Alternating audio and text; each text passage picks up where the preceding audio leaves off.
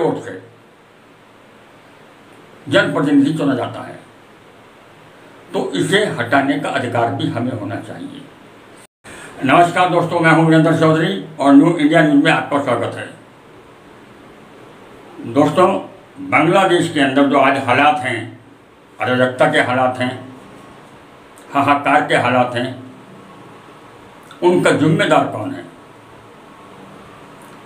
जो जनप्रतिनिधियों के घरों में जनता ने आग लगा दी, उसके लिए जिम्मेदार जनता है या जनप्रतिनिधि?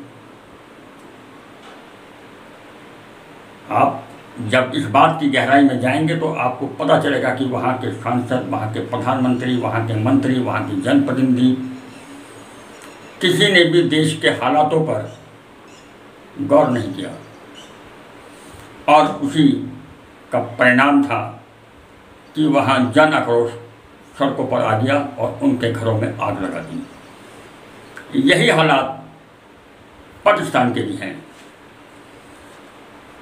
अभी थोड़ा पाकिस्तान में कम है, लेकिन जो पाकिस्तान की जो अंदर की जो पोजीशन है सरकारों की, वो बांग्लादेश से कम नहीं है।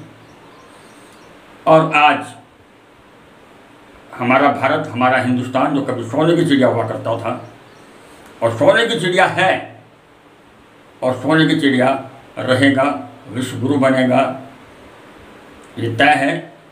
लेकिन भारत में भी जो आज लगातार महंगाई अपनी चरम सीमा पर है, उसे देखकर लगता है कि यहाँ भी आक्रोश पनपने लगा है और अब सरकारों के खिलाफ, जनप्रतिनिधियों के खिलाफ लोग चर्चा करने लगे हैं। उन चर्चाओं के अंदर एक बात निकल के आई है। वो बात यूं ही नहीं निकली। उस बात निकलने के पीछे कारण है कि हमारे भी सांसद, हमारे भी जनप्रतिनिधि, हमारे भी मंत्री आम नागरिक की जो ज़रूरतें हैं, जो एक आदमी को जीने का अधिकार है, एक जीने के लिए जो सामान चाहिए, उसके जो दरों में हैं, कोई फिक्र नहीं कर रहे। सिर्फ सत्ता के नशे में मदहोश हैं और सत्ता के नशे में जो मदहोश हैं और अगली बार चुनाव में कैसे बने रहना है, बस इसी जुगत में है। इसीलिए हालात भारत में भी बेकाबू होते जा रहे हैं। अभी ऊपर से समुद्र की तरह जो पानी खामोश है दिखाई दे रहा है, लेकिन अंदर से जो लहरें उठ रही हैं वो अभी दिखाई नहीं दे रही।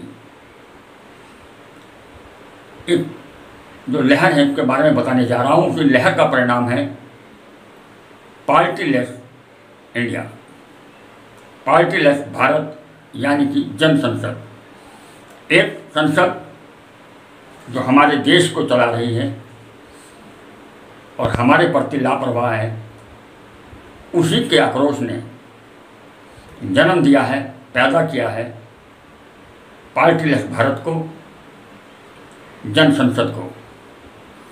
जन संसद क्या है, मैं आपको ये बताना चाहूँगा कि जो जन संसद है वो एक ऐसा कानून बनाना चाहती है, एक ऐसा कानून बनवाना चाहती है जो सरकार से भी, जनप्रतिनिधियों से भी ऊपर हो, जो इन जनप्रतिनिधियों से हिसाब ले सके, इनसे जानकारी ले सके, इनकी इंक्वायरी कर सके, इन्हें हटा सके।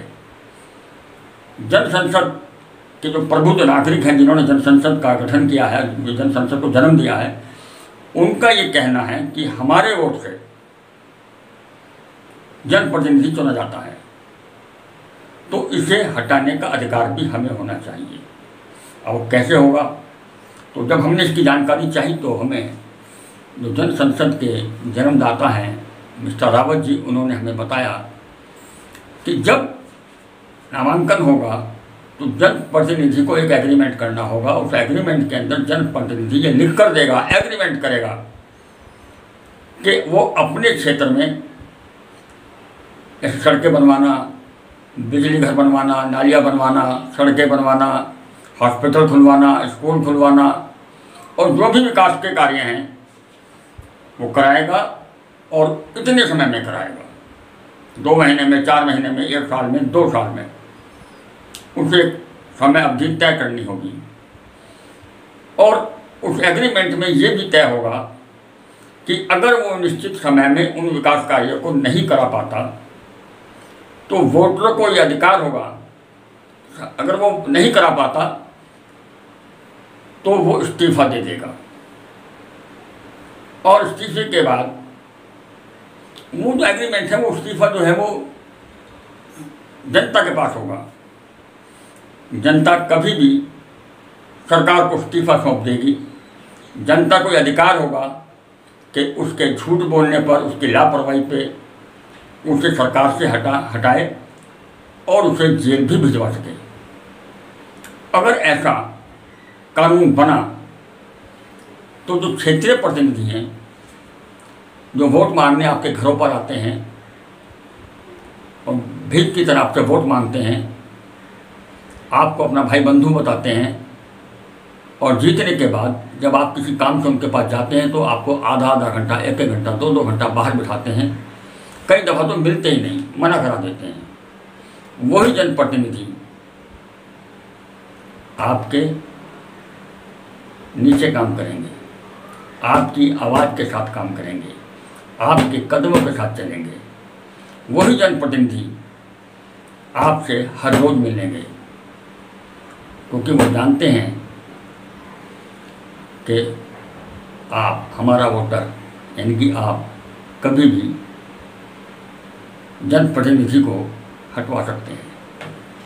तो दोस्तों, ये बहुत अच्छा कानून है और उसके लिए फरीदाबाद में इसी 21 और 22 में एक बैठक है कुछ पदाधिकारियों की। आप लोग भी उस बैठक में जाएं, शिरकत करें, उनकी बातों को सुनें और उनके आंदोलन से जुड़ें। मैं अभी नीचे डिस्क्रिप्शन में और नीचे पट्टी चलती रहेगी जिसके अंदर बैठक के स्थान का और समय का पूरा विवरण होगा। मेरी दरख्वास्त है आप लोगों से कि आप एक बार इस बैठक को ज्वाइन जरूर करें, इस संगठन से जुड़ें, तो शायद देश का भला हो सके और देश पहले की तरह सोने की चिड़िया बन सके। धन्यवाद दोस्तों। अगर ये खबर अच्छी लगी हो, ये मेरी बात अच्छी लगी हो तो चैनल को सब्सक्राइब कर लें ताकि मैं आपसे लगातार संपर्क में रह सकूँ। धन्यवाद। अगर आपने हमारे चैनल को सब्सक्राइब नहीं किया है तो सब्सक्राइब कीजिए, लाइक कीजिए, शेयर कीजिए और हाँ, बेल आइकन को दबाना ना भूलें ताकि बाकी अपडेट्स आपको सबसे पहले मिलती रहे। नमस्कार।